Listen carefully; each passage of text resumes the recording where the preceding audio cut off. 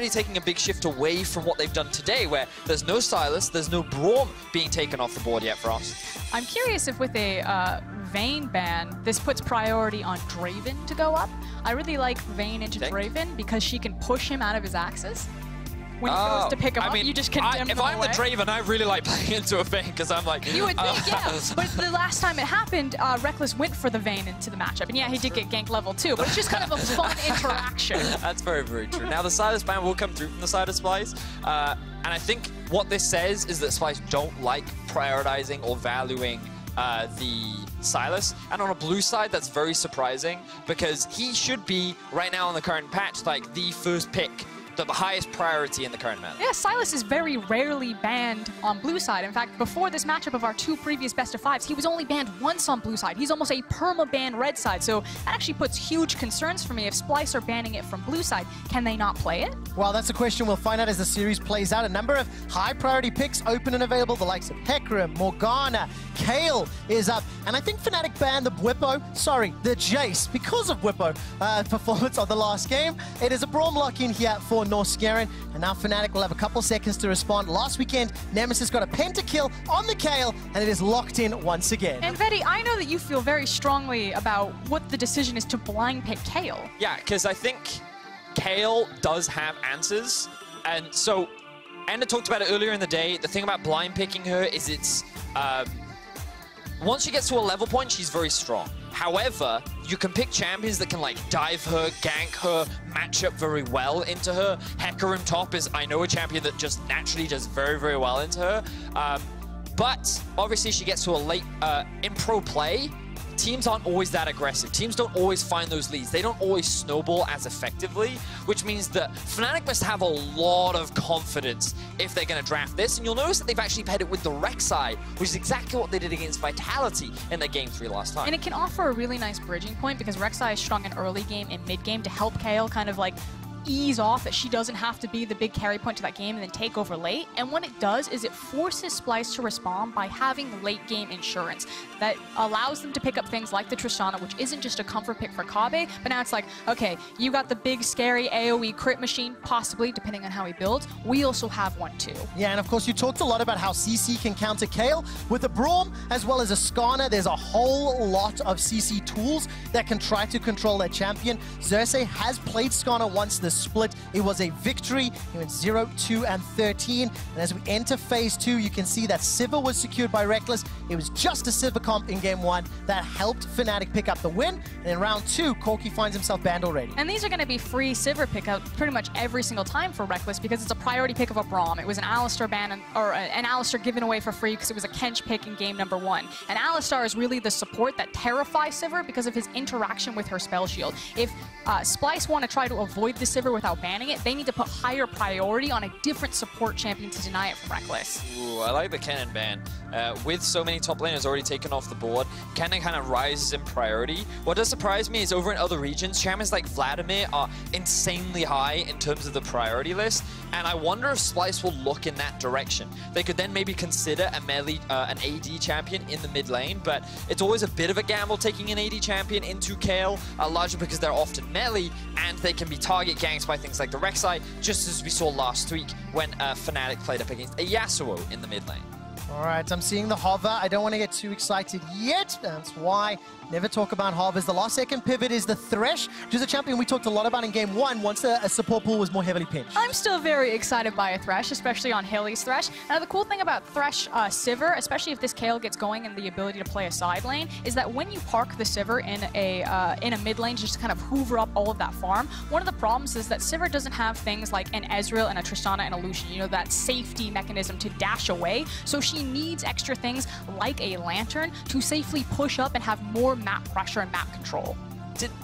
He did. Did they just pick Sion? They did, followed by Rise. Explain the confusion. So the reason why I'm confused is because now if I'm Fnatic, I immediately put Kayle into that Sion lane. And I'm like, this is the freest lane I've ever had. You might be able to push me underneath my tower, but you're never going to kill me. You're never going to dive me. I'm at no risk right now. And I just feel like it's a super safe lane to give Kayle all this free scaling. Unless it's mind games and it's Rise top and Sion mid.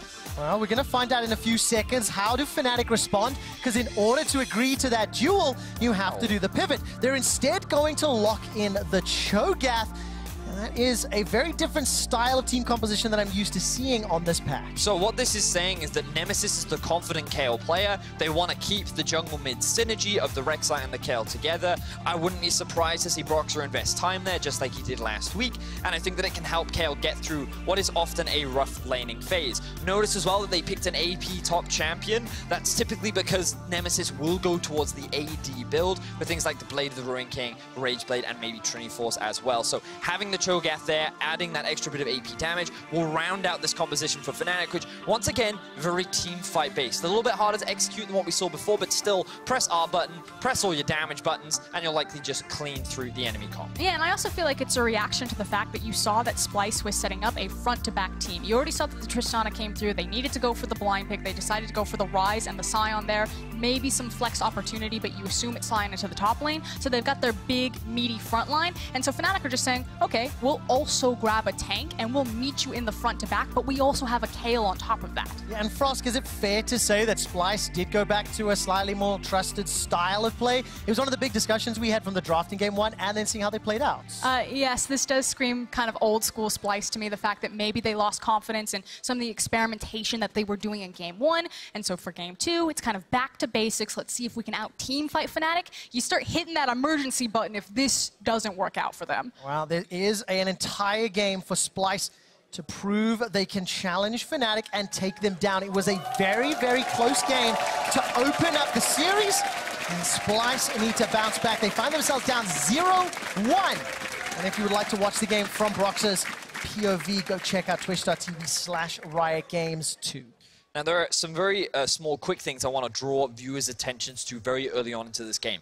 Hylissang is a player I want the viewers at home to keep an eye on. Something that you'll likely see him do is roam around the map and group up with Broxah a decent amount. This duo can be very devastating because of the amount of pick potential and synergy they have. A hook lands, guaranteed knockup. A knockup lands, guaranteed hook, which means that it's very easy to set up plays with either of these teams. The other thing I want viewers to keep an eye on is Xerxes once he hits that level 6 mark, where he will look to attack. The thing about Sivir is it's very difficult to spell shield that ultimate, and it's a very easy point of attack, but obviously it's reckless as Sivir, and he is not a guy that is likely to go down to a single Skarner game. It's also the death sentence in that lane. You know, if Hilly's ever paying attention that, hey, there's a possibility that Skarner's playing bot side, he's just going to back up, allow the Dark Passage to get Sivir to safety when, you know, Skarner comes wiggling out, predatored up, and running towards that Sivir. I feel like it would be easy for the mid lane to execute. The fact that you have the targetable CC and the Skarner Ryze combo. If anybody was watching during game one, we talked about how Youngbuck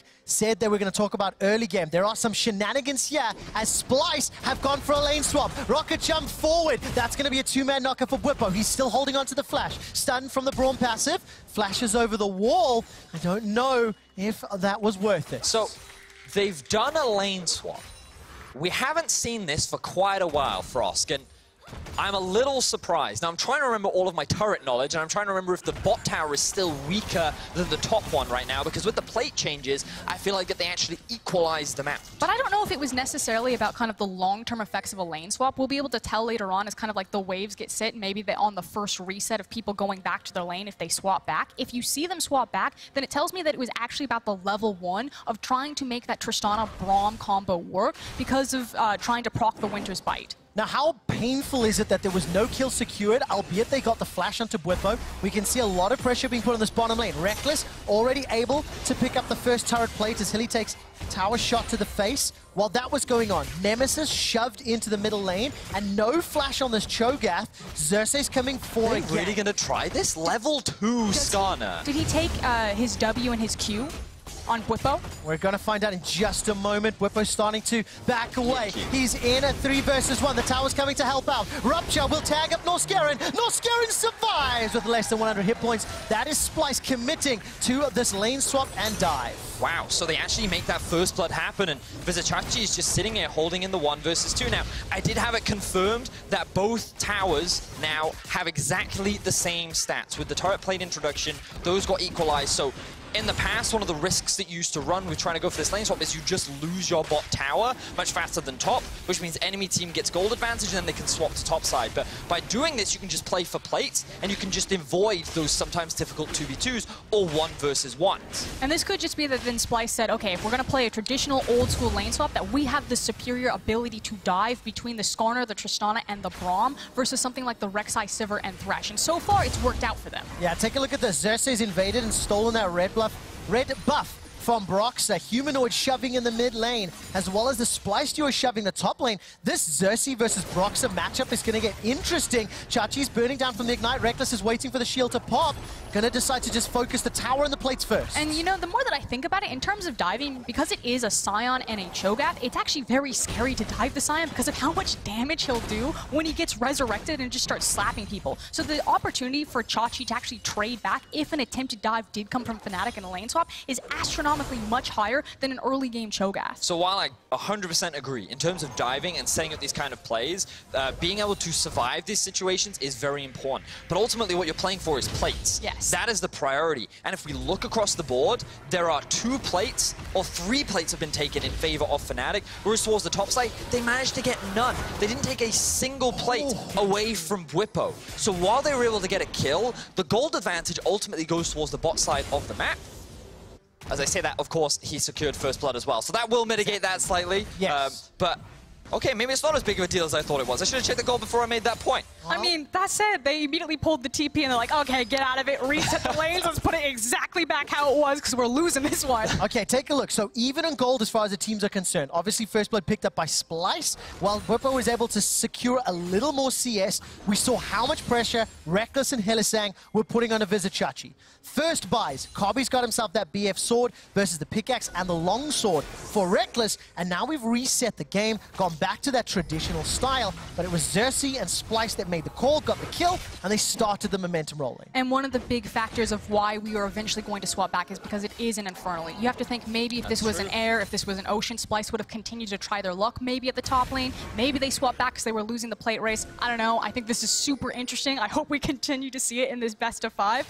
But so far, kind of a big, huh?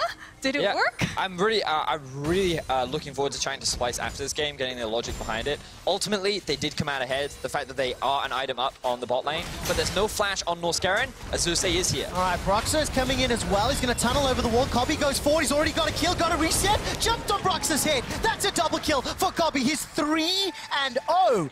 And the reset to bottom lane helps Splyce get further ahead. So, lane swap, worth 100%. That BF sword coming up clutch in the 2 versus 2, arguably 2 versus 3 that Splyce found themselves in.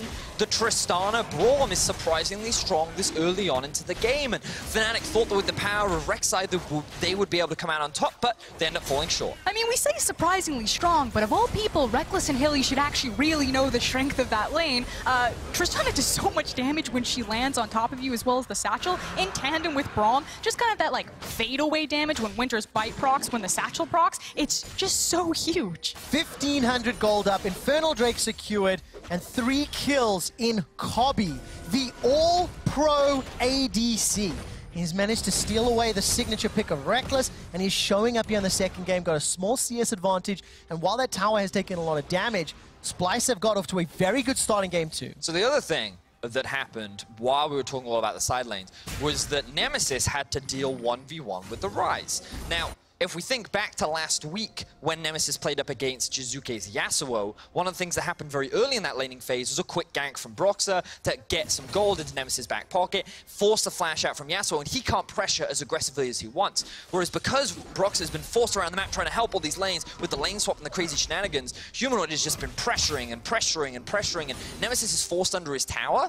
Those plates have slowly started to chip away, and Humanoid has built up a very healthy lead on this Rise. While he does have a healthy lead, it was also the fact that Nemesis did get that farm kind of funneled into him. And if Nemesis is saying, I'm going to go down anyway in this matchup, I'm just going to try to survive it, one of the key points when lane swaps were all the rage was the fact that it did actually isolate the mid lane, because your junglers are constantly skirting, playing around the side lanes, looking for those dives, protecting the lanes that is forcing down the towers and the sides. It means that the mid lane gets to do whatever it wants. So if they don't end this game quickly, in the long run, that might actually help Fnatic because Kayle wasn't punished in levels 1 through 6. Yeah, and one of the things about this AD Kayle build is that it doesn't really ramp up until you get the level 11 mark, and you also have the Blade of the Ruin King and Rage Blade, and sometimes Trinity Force equivalent depending on what your preference is as the Kayle player. So there's actually a fair amount of time for the side of Splyce, and the fact that they built up this very strong lead on Kobe, we just need to now see Splyce start to reinforce that, play more through that,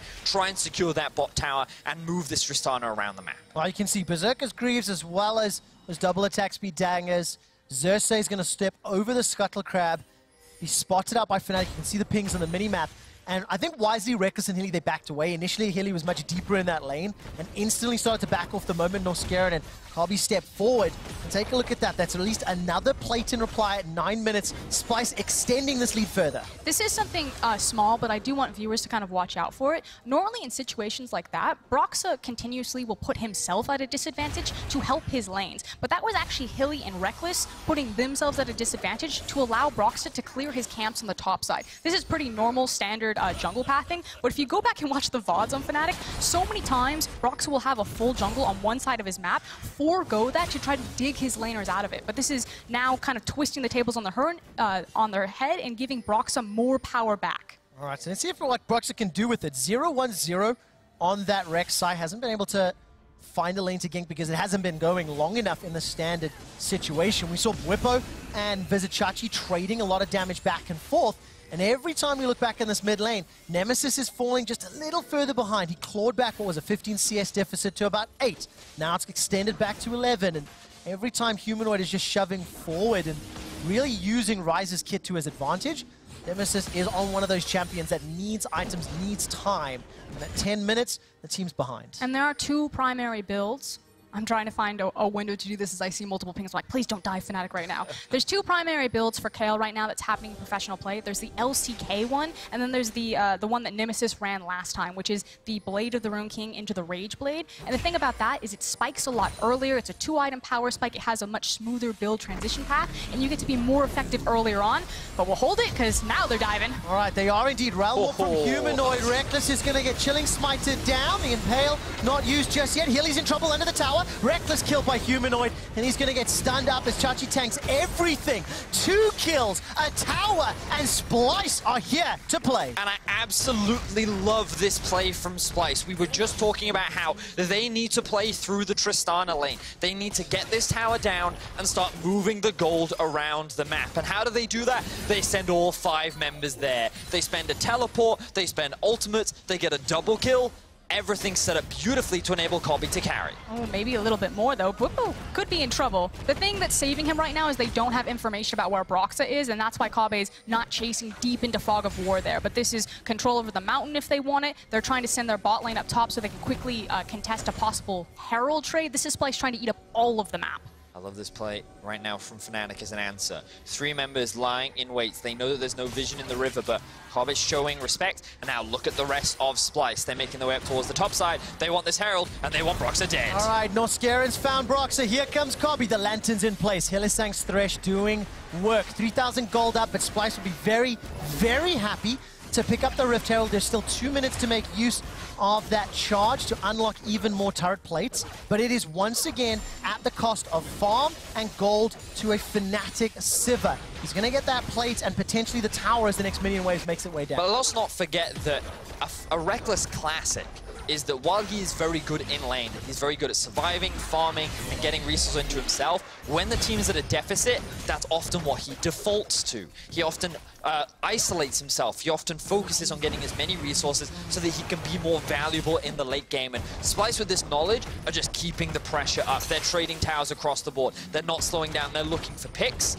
and they're trying to keep this momentum going. And it's making this late game Tristana so far ahead of the clock. The fact that she already has access to her Infinity Edge, that she's getting all of this gold off of the towers available to them, she can start grouping up with that Herald if she truly wants to. Like, Kobe is a massive problem. So any 5v5 that Fnatic look for, Splyce just win it. Look at this map. Splyce are just running circles around Fnatic, putting pressure in the mid lane, forces Fnatic's hand. They back away. Yes, Mountain Drake was secured, but Splyce are not done. They're going to put pressure with the help of Herald, take down the top inner turret, as well as some damage in middle. Reckless forced to flash over the wall. Humanoid and Chachi, they're trying to shut him down. 3 towers to 1. 4,000 gold up, and Splyce are on a roll. What's important to note is now Reckless hasn't had an opportunity to base. Broxah, his base was also interrupted, and Splyce, they're all full health, they're primed and ready to fight. Whippo is stuck top lane catching that wave, and the only thing right now buying Fnatic time is that there is a wave only just now crashing onto this tower, but that could have been devastating for Fnatic if Splyce were able to turn that collapse into a dive and another tier 1 tower. And once again, I'm impressed with Xerxes' impact in the early game.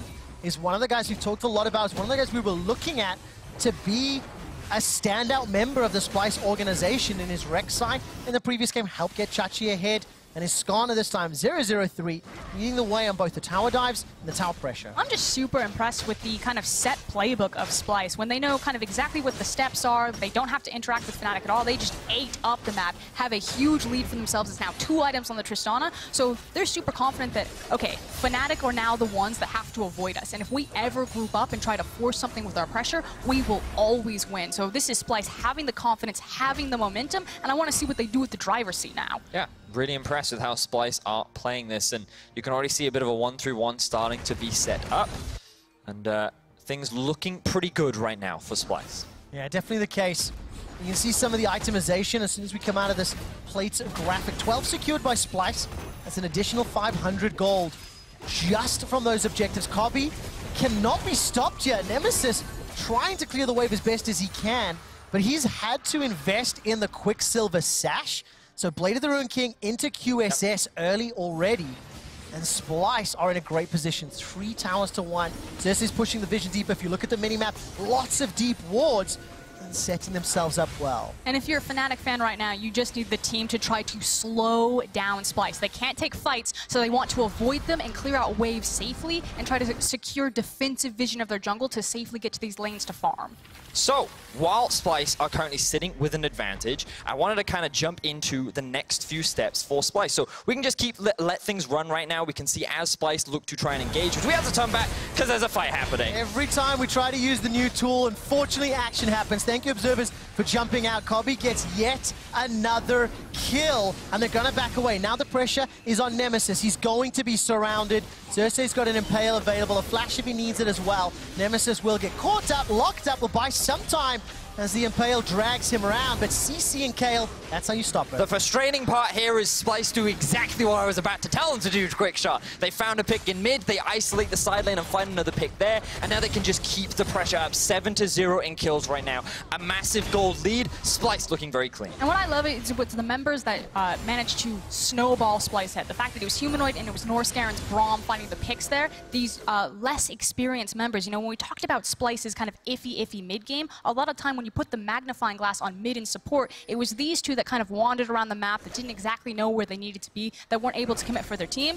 Now it's these two who are helping lead the charge, who are setting up a lot of these plays for the team.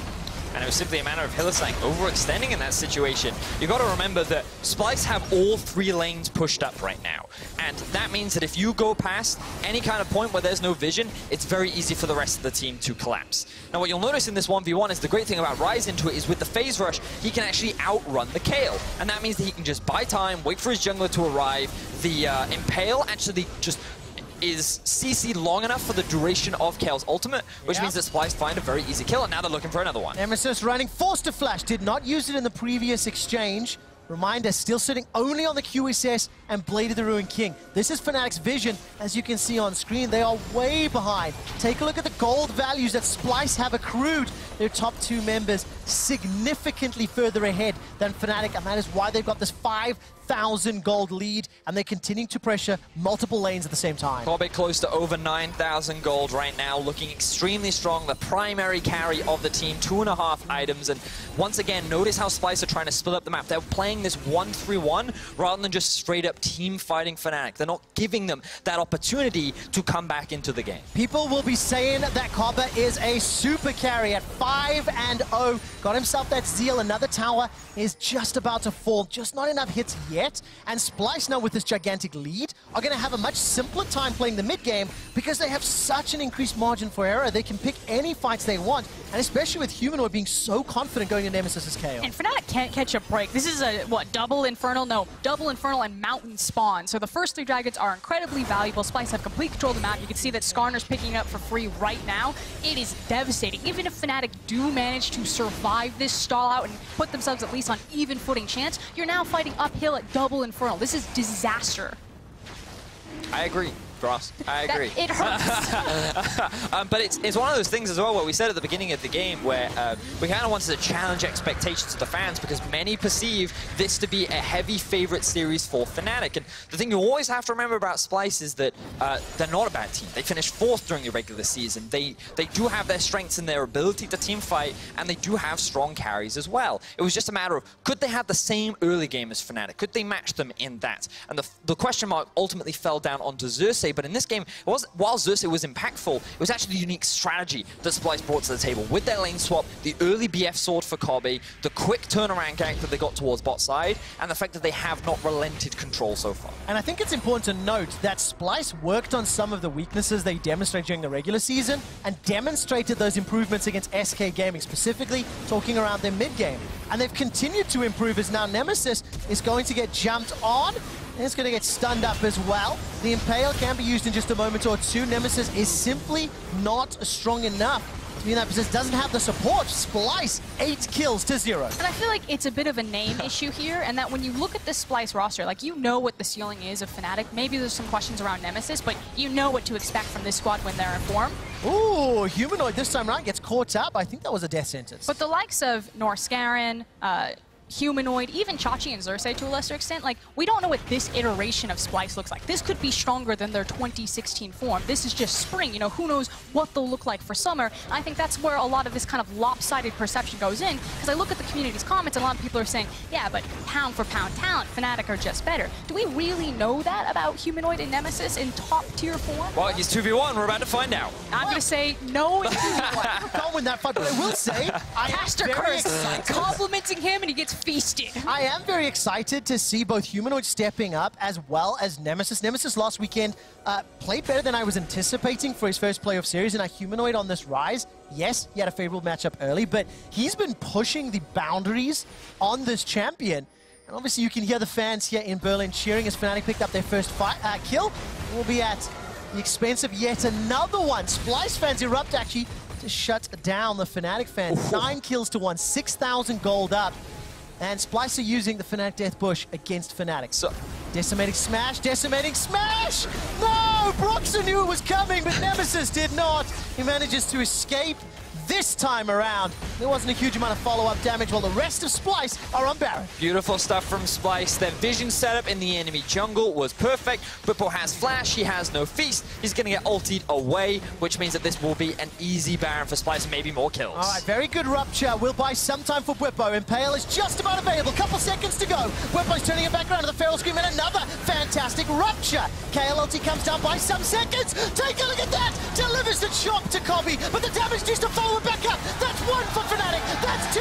That's a death sentence going awry. Now Humanoid's running for his life. Splyce slightly overconfident, just over Chase, and Fnatic find themselves a way back in. It was going so well for Splyce. Disaster walked into a choke point and excellently used KO ultimate in a disastrous target selection of grabbing the Cho'Gath. Ooh. Oh no! You hate to see it from Splyce. The crucial mistake that gives Nemesis 2 kills and a small window for Fnatic back into this game. Now, of course, this replay brought to you by Alienware will show the mistake, but reminder, Splyce got the Baron and are still 5k gold up. I feel like the pivotal moment here was the fact that they committed hard on the Cho'Gath, and the KO ultimate absorbed a lot of the damage when Xerxes initially pulls him into the fight. Also, keep your eyes on the positioning of Reckless right now. Untouched, untouched. He has no mana, but then he's going to get a lot of damage combined with the KO, combined with the fact that Nemesis is slowly stacking up his passive. And the moment it is primed and ready, along with a really good last-minute rupture, that's when this duo starts to melt through the team. And remember we said earlier on, you want to be really careful about grouping up against Fnatic because that is the one way they get back into the game. One good team fight with a Civic Kale can flip this game on its head, and that was a big shutdown that Fnatic have now brought into their back pocket, and Rage Blade is now finished for Nemesis. I was just going to say, and that was before the Rage Blade was completed. Now that Kayle has this unlocked, it is terrifying when she gets those big stacks and just starts swinging through Splyce. I'm still in the Splyce hype, though. 6,000 gold up, 11 kills to 4, 5 towers to 2. Yes, Fnatic have the tools, but they are still very far behind, and they cannot afford any mistakes getting caught out as the next few minutes plays out for us. It's just one of those unfair things where you see the nameplates and there's just that tiny voice in the back of your head that says, oh yeah, but it's Fnatic. And when you see Splyce walk into a choke point and just get lit up, you're like, no, please, it was so perfect, you can do it.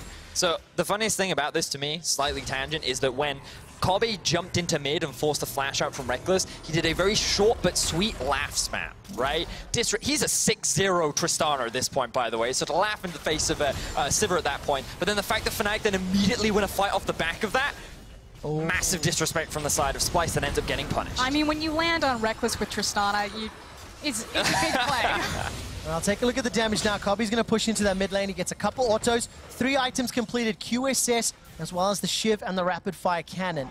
Hilly and Fnatic are defending at their inhibitor turrets. Down a lot of gold, and they need to find more team fights or buy more time. Fortunately, they have the Sivir wave clear for days to help them get to the stage where Kayle and Sivir can take over, but they need to protect their base. The tower has now fallen as Bwipo makes his way back to the mid lane. He gets caught by a decimating smash. The Rupture as well. Box comes down. Now Vizichachi's already sent into zombie form. Sion gets once again pulled backwards and will get farmed up yet again. The inhibitor is defended, but the tower did drop. Once again, a little too much disrespect shown towards Fnatic. Good hook there from Hylissang, combined with the chains you see from the rest of Fnatic, meant that they were able to lock down the front line, and that means Splyce cannot continue the siege.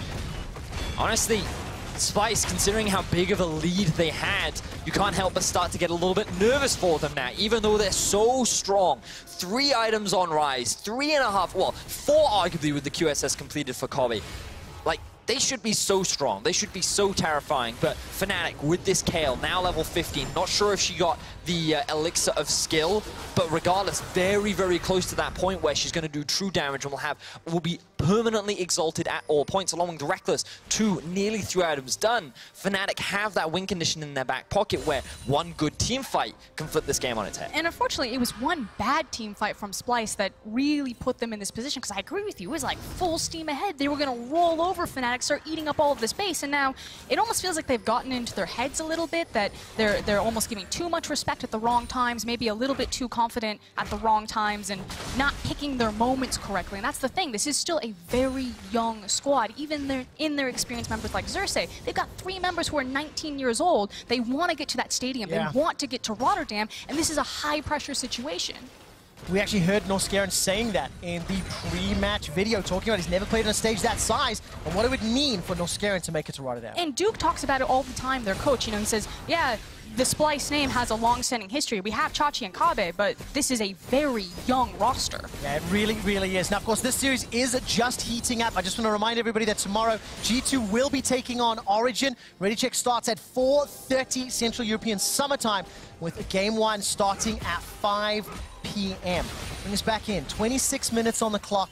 It is a 6,500 gold lead to Splyce. They are playing a little bit more tempered, but they are still pushing Fnatic back to their inhibitor towers and deep inside their own territory. I find it so funny that you say that we're only 26 minutes in. It feels like we're already in the late game. Quick shot with all these huge item spikes being reached for so many players. I did get word in my ear, thank you production, that Nemesis did not get the elixir of skill. So one more level is really the break point that so many players at home fear.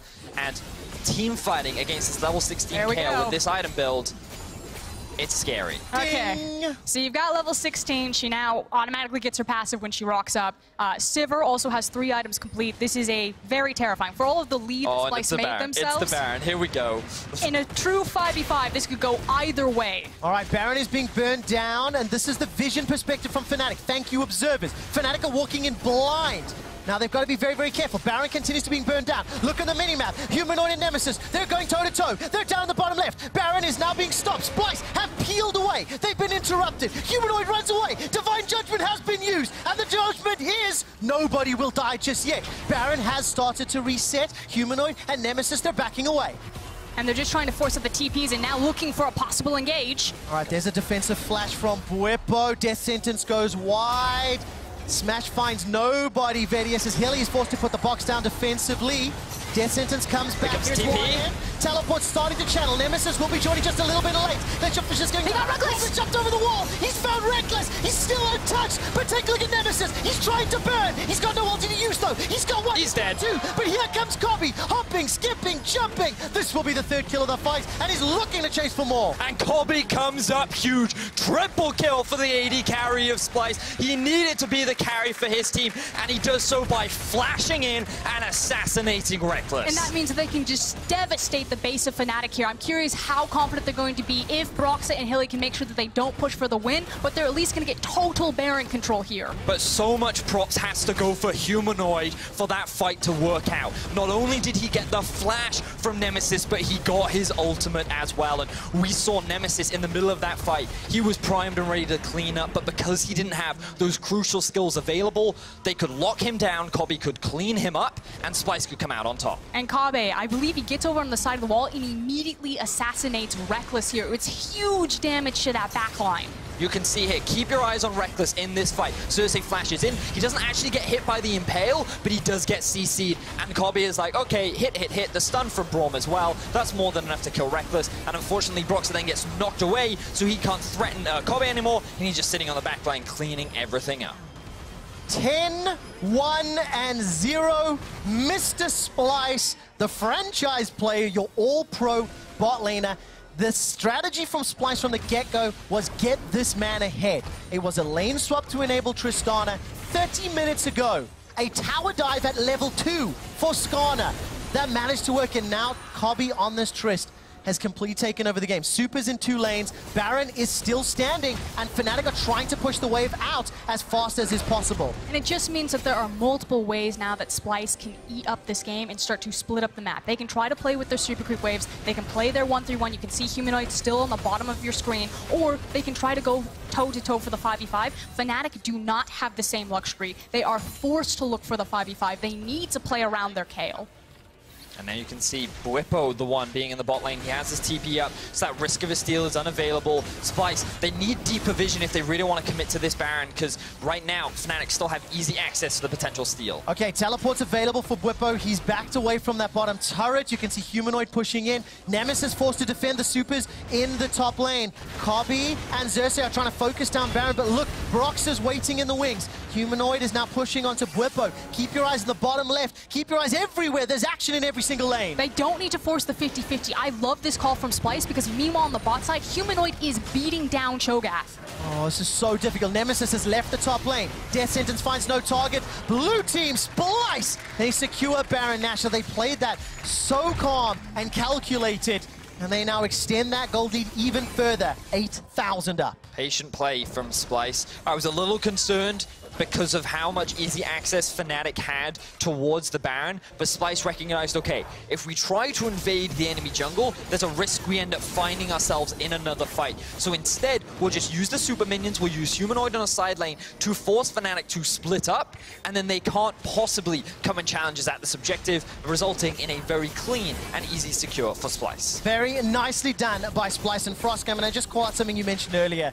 When you look at Splyce and the fact they're playing against Fnatic, playing against a Kayle and a Sivir, those late game champions, the question I have is, will Fnatic win this game? The reason I ask that and I set it up is I'm going to ask the fans at home, will Fnatic come back? Will they be able to defend against double supers and Baron and Mountain?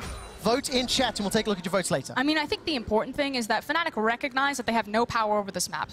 Splyce's composition and how strong each of their individual pieces are mean that they can play multiple side lanes at the same time. But the fact of the matter is, eventually, Splyce will have to go through Fnatic in the base. So as long as Fnatic fight them in the base, they still need to be respected. But if they fight the jungle, if they get split up, Splyce will just rip them apart. I love the fact right now, Splyce playing on all 3 lanes. The super minions are walking in.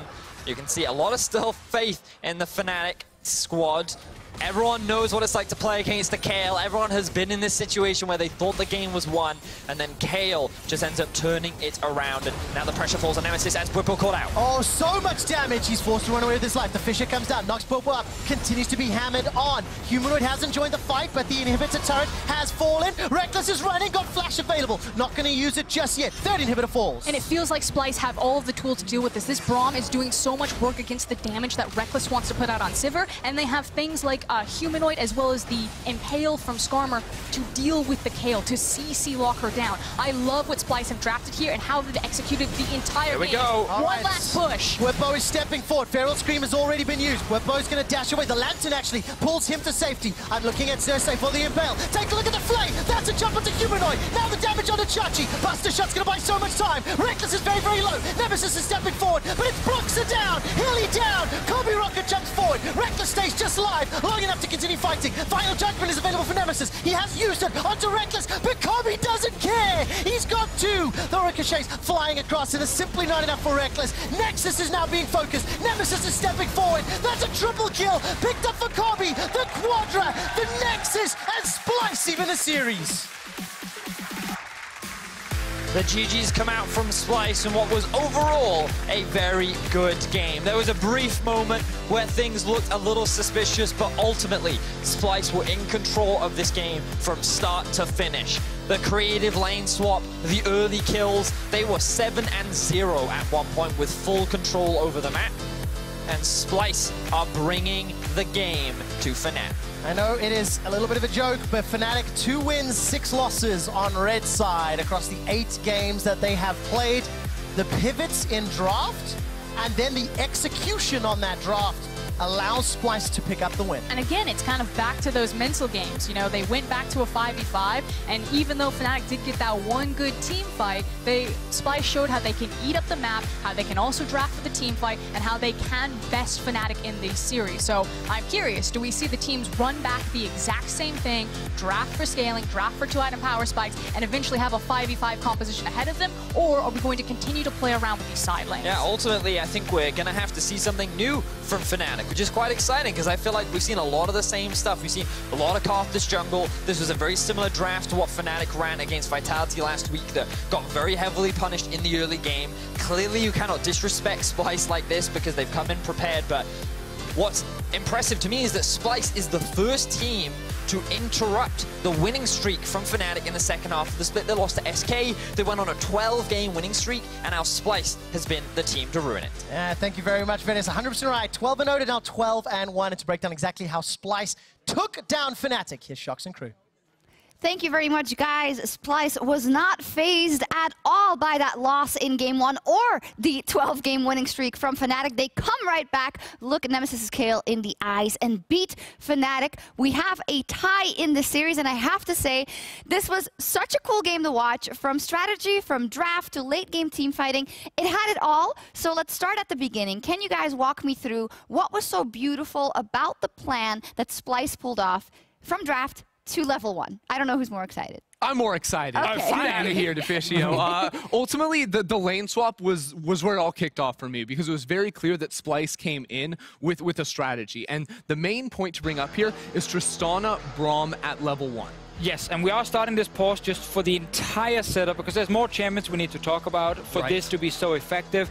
So you mentioned Tristana Braum, obviously great for like a potential all-in surprise. You can take Tristana W level 1 like we saw here. Exactly. Then they also have Sion, and I think this is really, really crucial when you're going for this lane swap because we have to remember, Fnatic, they don't expect this. They're not ready for a lane swap. No one lane swaps right now. That's like crazy, you know? So they're not sitting here and saying, oh, we know exactly what's going to happen. But Sion is like the best tank at not actually getting killed under a tower dive because of his passive as well. Yeah, and he took Glacial Augment as well, so it's very hard. Now, as we roll this clip, we see the ingenuity behind the Splyce play because Bwipo doesn't expect this, certainly. Kave immediately W's onto him, they get the slow down and threaten the concussive blow stun. Now, Bwipo has to respond with a flash of his own, but what that means is you're going to be having a Cho'Gath in the top lane, EXP denied, farming under his tower, so Xerxes pass immediately up towards the top side to pull off the dive. And I love the fact that now, obviously, with Bwipo being an easy target, the entire goal for Splyce with this lane swap is to get Kave to a point where he actually gets kill threat in a 2v2. And that's the BF sword he's looking for. So the entire goal is to give Kobe the kill. And the first blood here is so important, especially on Kobe, as you said, because while this is going on, notice it's not a dive in the bottom side for Fnatic. They're just getting turret plates. This is a Sion, yeah, man. I believe Reckless got 3 plates himself, so the gold was relatively even, but the first blood put Tristana to about 200 gold more, which was the item difference on the first base. And Splyce did not stay top to try and kill the turret, because that was never the goal. The goal was to get that early lead for Tristana, specifically just Tristana, not the team. Swap back to bot side, and then we started seeing some fighting around bot lane. You know, we had Xerxes show up, Broxah tried, but he ends up also going down and giving a bunch of kills over to Kobe, who just got really far ahead of a super cool start. Because even if you did kill Sion bot lane, his passive just kills the minion wave, or maybe gets a kill back, even at Glacial Augment. And I think this is what we talk about when often people will say, oh, they're talking about Splyce's preparation again. But I do think they have shown some really interesting kind of strategies, also picks, also last week. They're not afraid to try these things. And I think this is really nice for them because it really works out. It shows them you have this early game plan against a team like Fnatic, who's usually very good in the early game, and you just completely set up your AD carry for success. And the beauty is that it works out perfectly. Yeah, and I've got news for you. We're going to see something completely different from them in Game 3. Maybe not in terms of overall composition, but it's not going to be that same level 1. They have done the preparation, they have done their homework, and they have multiple different ideas here to try and pull off the win against Fnatic. This is also what I really love about prepping, you know, for just one team, is that everyone can sit at home and theory craft all these different kind of strategies that people don't expect, you know? We've seen a couple of lane swaps during the year, but they've always been different in how they're being pulled off. What's the next? 5-man level 1 ganking mid or something? Like, these things can happen when other teams are not ready, and that's the joy of watching a best of 5, where teams have that full week for this one specific match. I agree, and we talk up what happened in the early stages of that game a lot because it was very influential. However, there were some moments where all of a sudden these team fights almost get turned on their head because of Kayle. Now, I want to ask you guys, how much of that had to do with Kayle being so strong at level 16, and how much of it was also just Fnatic able to fight back in that situation, especially Bwipo? Yeah, I think a lot has to do with the Kayle, but Bwipo in this fight, importantly, plays it so well. He's the primary initiation target here for Splyce, but look at this. Gets the Kayle ult, and while it doesn't do much damage, he silence flash fears on towards Kabe, and then as he goes down, chucks out the rupture that interrupts the jump from Kabe. I mean, he absolutely went full beast mode in that team fight, and while Nemesis is picking up all the kills, it was Bwipo that did all the work. Absolutely love it. And the reason we show this replay is because we, right after replay, said, GG, Fnatic won. Just because Kayle managed to get the kills. And it actually looked like Fnatic did slow down the game a bit after losing all the early turrets, after Kobe was like 7-0 with like over 10,000 gold early. It looked like it was never going to actually work for Fnatic, but with that one fight, they bought themselves a lot of time. And then we get to the next team fight, and I think this is where you really think, you know what, if Fnatic pull this off correctly, they actually win that fight. But what do they do wrong, or what does Splyce do well here? Well, it's Nemesis at the start, because look at where he's teleporting in. He has no ultimate because he just lost it, 1v1ing Humanoid in the side lane. So he comes into the fight. Meanwhile, his AD carry gets sniped out by Kabe when he could have teleported to the tunnel down in the bottom right corner of the screen. He absolutely could have put himself in a better position here to impact the fight instead of going into melee range of 5 people. So I want to zoom away and not talk about the micro part of where did he TP, and more just say Fnatic ended up taking a fight without Kayle being there. Yeah. They were actually an okay spot to just keep kind of hovering around jungle, but they obviously saw the opportunity with the hook and say like, okay, maybe we can get some damage here, potential fight. Splyce instantly realized, great call from them. Hang on, our really strong member is Kabe. He's right here. Their really strong member that we have to respect is the Kayle. She's not. It will take 4.5 seconds or like forever for her to get into the fight. So I really love the Splyce to say, this is our fight. Instantly jump it. Win the fight without Kayle being there. Take 2 inhibs, and now it doesn't matter that your late game is not going to be as strong because now you have super minion pressure and you can pressure Baron right after because of it. Yeah, wonderful. Now, we talk a lot about Kabe, and I think Kabe versus Reckless was a matchup we're very excited to see in these possibly 5 games, which I think it's going that way. Could happen. I would say round 1, game 1, over to Reckless with the Sivir against the Zoe. Round 2, though, game 2. Kabe Kobbe has showed up to play. Kobbe popped off, and of course there was a lot of setup to put him ahead, but if you look at how he played these late game team fights, he used the range of Tristana beautifully, assassinating Reckless in the fight we just watched, but also in the last team fight, you notice he got his ultimate off, it knocked away both Reckless and Nemesis on the Nexus. I've never seen a Tristan ult that good. He was actually flanking on the champion and solo won that fight. Yeah, he just seems to have the confidence. He said it, I want to take Splyce to this LEC title. That's what I have to do for the fans, and he is trying. Now, as we look ahead to Game 3, I just want to repose the question. I asked at the end of the first segment, I said, if you're Splyce, do you now abandon ship for any inventive picks and go for full late game team fighting comp where you enable Kobbe? Yes, that's what they did. But they had to get a lot right to make this happen. They had to get him on a Tristana or on a similar pick. They had to have the Sion, who is really good when you know you're going to pull off the lane swap. The lane swap has to work out. Fnatic doesn't have to do anything against it. How many times do you think they can replicate this scenario? And do they have to? So I don't think you can replicate the scenario with the lane swap. I think Fnatic coach will be behind the scenes trying to figure out how to counteract this. What I do want them to maintain is the composition, because I think they had so many fantastic tools, right? You had Kobbe on something that could carry in the late game, that outranged the backline of Fnatic, and then you had lanes that Xerxes could play around. They were just roaming with Xerxes and Visitachi the entire game, looking for fights around Kobbe. They identified who could carry, and that is what they're going to be able to succeed with. Yeah, I think for Splyce, you can keep going for these drafts where you are getting outscaled, but you've actually shown twice now you can get early leads. This one obviously was executed a lot better. It was less reliant on like long range, fancy poke, and never getting into a fight because you actually had some sort of a team fight setup with a Tristana. I think even without a lane swap, they could have gone with this draft, focused the bot lane early with Tristana Braum, and gotten some sort of advantage. Probably not as big as 3-0 Tristana almost instantly. But they could have started snowballing this game as well. I think Fnatic, it's more on them maybe to say, listen, KO, super strong late game. Did we have enough to maybe stop the enemy team from snowballing too fast? They tried to have Rek'Sai for early game to kind of try and like give them some chance to get to late.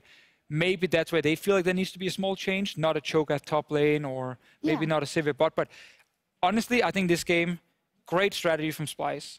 Fantastic to watch. And I think if Splyce are not feeling super confident now in their ability to snowball, well, then they're making a mistake. Go for snowball. They should go all in for it. That is the beauty of a best of 5. After game 1, you say, you've shown everything. What are you going to do now? Well, we're going to slap you around with the composition that we are used to playing and we are so good at. This is shaping up to be an incredibly interesting best of 5. And, of course, a spot in the semi-final in Rotterdam is on the line. Fnatic and Splyce are tied after